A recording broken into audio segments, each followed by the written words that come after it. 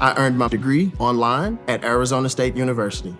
I chose to get my degree at ASU because I knew that I'd get a quality education, they were recognized for excellence, and that I would be prepared for the workforce upon graduating. To be associated with ASU, both as a student and alum, it makes me extremely proud, and having experienced the program, I know now that I'm set up for success. Learn more at asuonline.asu.edu. You just realized your business needed to hire someone yesterday. How can you find amazing candidates fast? Easy. Just use Indeed. Stop struggling to get your job post seen on other job sites. With Indeed sponsored jobs, your post jumps to the top of the page for your relevant candidates, so you can reach the people you want faster. According to Indeed data, sponsored jobs posted directly on Indeed have 45% more applications than non-sponsored jobs. Don't wait any longer. Speed up your hiring right now with Indeed. And listeners of this show will get a $75 sponsored job credit to get your jobs more visibility at Indeed.com/ARTS. Just go to Indeed.com/ARTS right now and support our show by saying you heard about Indeed on this podcast. Terms and conditions apply. Hiring? Indeed is all you need. Welcome back to the Deep Dive. We're carrying on with our look into Emmanuel Bakar's book, Startup Process Improvement, Volume 1. Turning chaos into cash. That's right. Last time we really got into that process-first mindset and the flywheel concept, how processes aren't just red tape. Exactly. Not red tape, but actually things that can boost speed, quality, even innovation, which sounds a bit backwards at first glance. Right.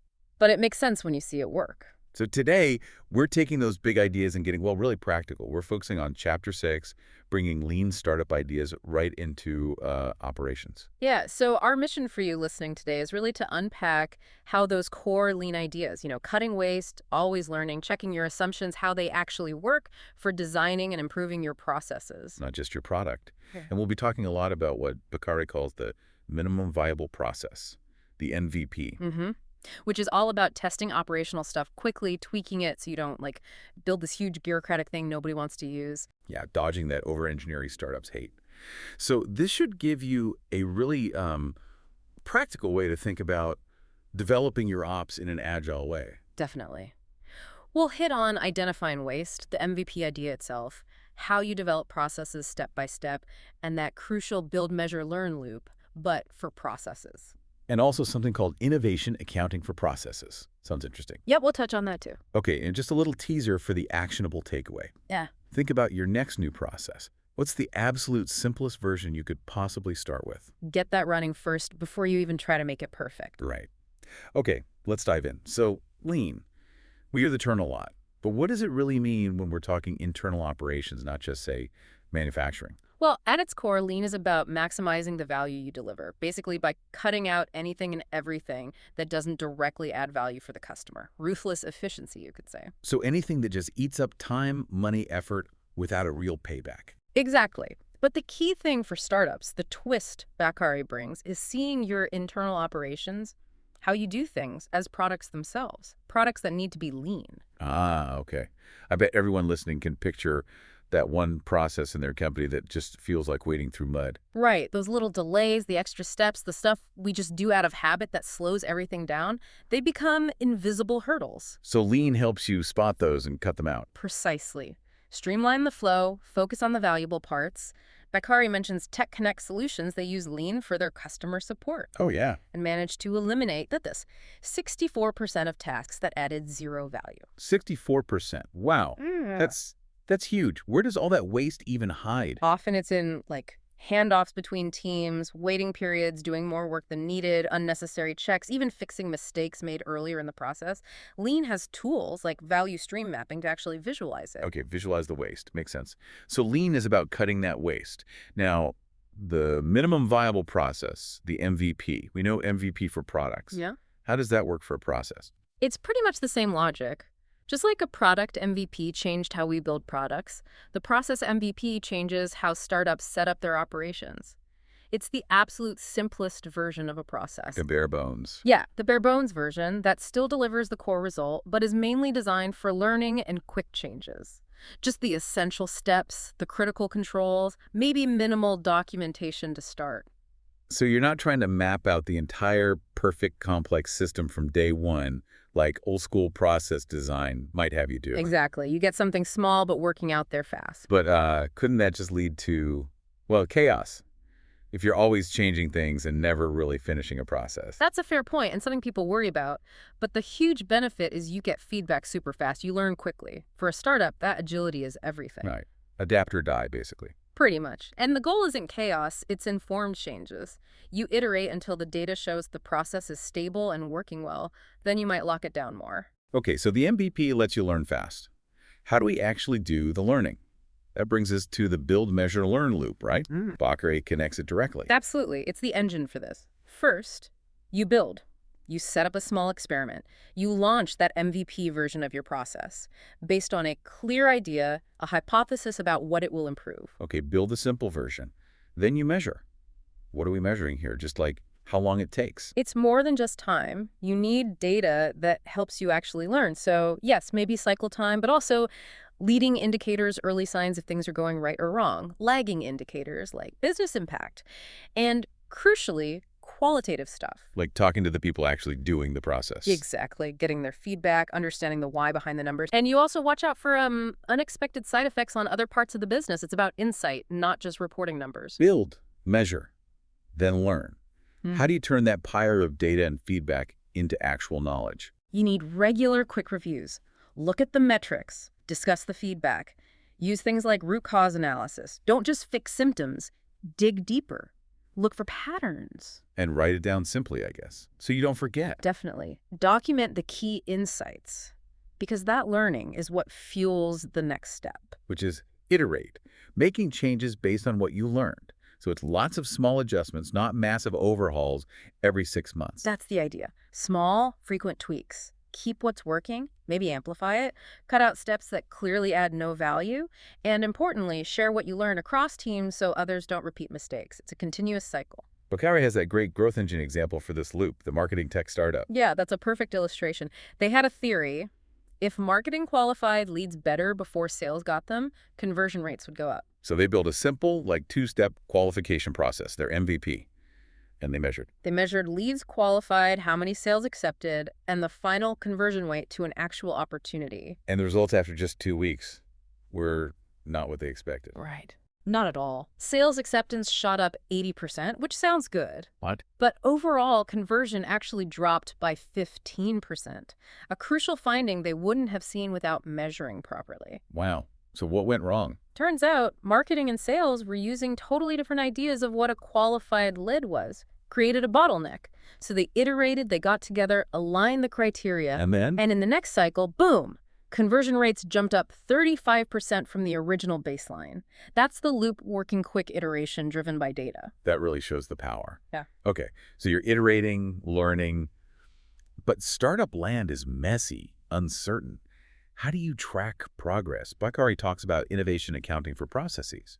What's that about? Is it different from just tracking efficiency? It is different, yeah. Innovation accounting is designed for that high uncertainty environment. For processes, it means first, you need a clear baseline. What's the performance now before you change anything? Okay, know your starting point. Document everything: time, cost, quality, customer impact. Right, but then instead of just setting performance targets, you define learning milestones. Learning milestones. So you're tracking what you've learned. Exactly. You ask questions like, what are the biggest assumptions we're making about this process? What don't we know about how it should work? What's the hypothesis we're testing with this change? What's the risk? Huh. So it guides whether you keep tweaking or maybe need a bigger change, or process pivot. Precisely. If the small tweaks aren't working, or maybe the whole business strategy shifts, traditional metrics might just show failure. Innovation accounting helps you understand why and whether you're learning enough to justify continuing, or if you need to rethink the process fundamentally. It's about measuring learning and de-risking. That really frames process improvement differently. Much more agile, much more data-driven, focused on learning.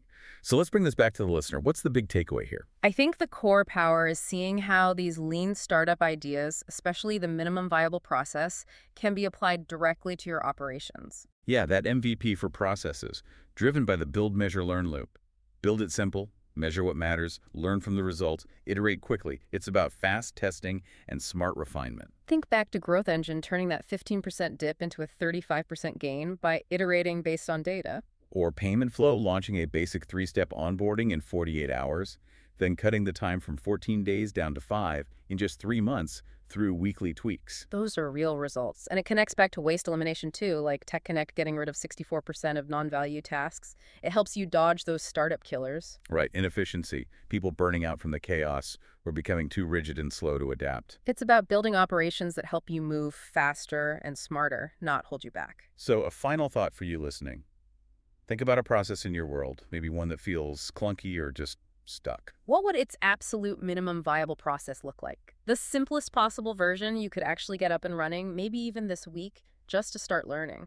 Yeah, focus on getting something moving, learning from how it actually works in the real world, instead of waiting to design the perfect process on paper. Sometimes starting imperfectly is the fastest path to getting it right. Great point to end on. Okay, next time on the deep dive, we're sticking with the Kara's book and looking at the process maturity journey, the 4 stages: foundation, standardization, optimization, excellence. And we'll explore how understanding that journey helps you manage the chaos, turn it into an advantage, and maybe even ease that founder fear of bureaucracy by showing a path to scale effectively. Looking forward to it. See you next time on the deep dive. You just realized your business needed to hire someone yesterday. How can you find amazing candidates fast? Easy. Just use Indeed.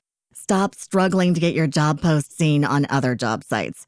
With Indeed sponsored jobs, your post jumps to the top of the page for your relevant candidates, so you can reach the people you want faster. According to Indeed data, sponsored jobs posted directly on Indeed have 45% more applications than non-sponsored jobs. Don't wait any longer. Speed up your hiring right now with Indeed. And listeners of this show will get a $75 sponsored job credit to get your jobs more visibility at Indeed.com/PODKATZ13.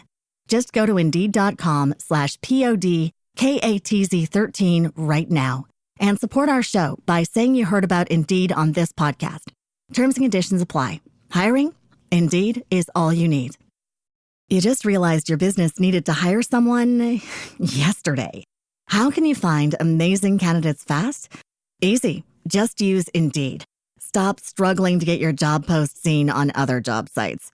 With Indeed sponsored jobs, your post jumps to the top of the page for your relevant candidates, so you can reach the people you want faster. According to Indeed data, sponsored jobs posted directly on Indeed have 45% more applications than non-sponsored jobs. Don't wait any longer. Speed up your hiring right now with Indeed.